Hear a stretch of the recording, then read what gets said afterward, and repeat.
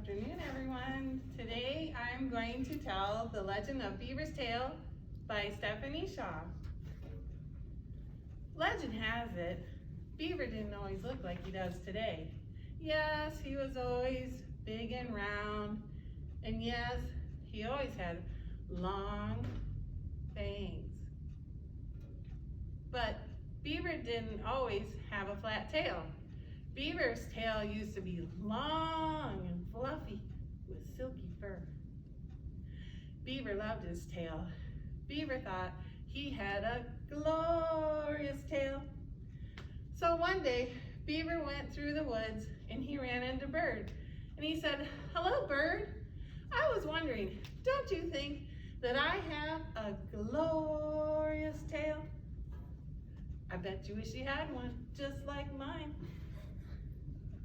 And Bird said, "Beaver, your tail's great, but all I really care about is building a nest for my family to live in." Beaver ignored Bird as Bird flew away to look for twigs and leaves to build a nest. So Beaver meandered, continued through the woods, and he ran into Deer. And he said to Deer, "Hello, Deer.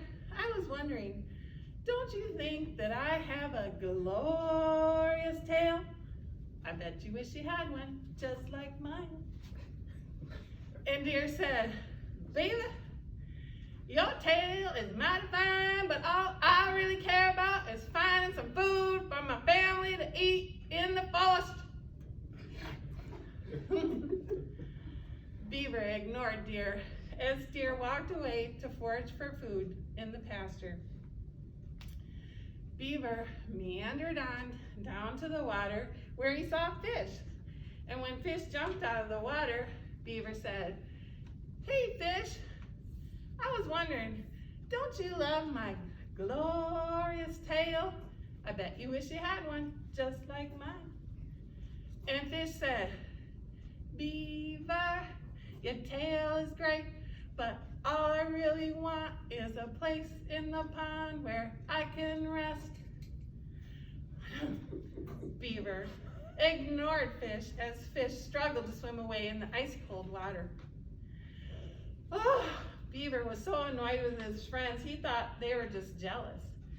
So Beaver decided to get to work building a dam. He would gnaw down the trees, and then he would drag the trees to the water where he'd build the dam. While he would gnaw down the trees, he would run around in circles as fast as he could so that he could see his glorious tail. Well, while he was chasing his glorious tail, he didn't notice that the tree started to wobble back and forth and back and forth until finally, crash, bam, smack, right on Beaver's tail, the tree landed. Beaver tugged and pulled and pulled and tugged to try to get his tail out from under the tree. But once he finally got it loose, he noticed that all the fur was gone and his tail was flat as a pancake. "Oh," Beaver moaned, "my tail, my glorious tail, it's gone." He whined and moaned and cried for days and days, but soon he realized the reason why he was really crying was because he missed his friends.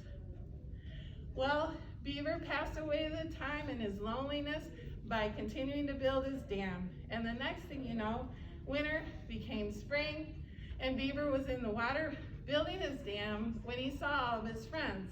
And his friends noticed that his tail was flat, but they saw that he could balance on his tail, and they admired the way that he used his tail to rudder his way over to them. Beaver got to the edge of the water and he said, "Hi everyone, I just want to apologize for the way I acted before. I made everything about me and my tail."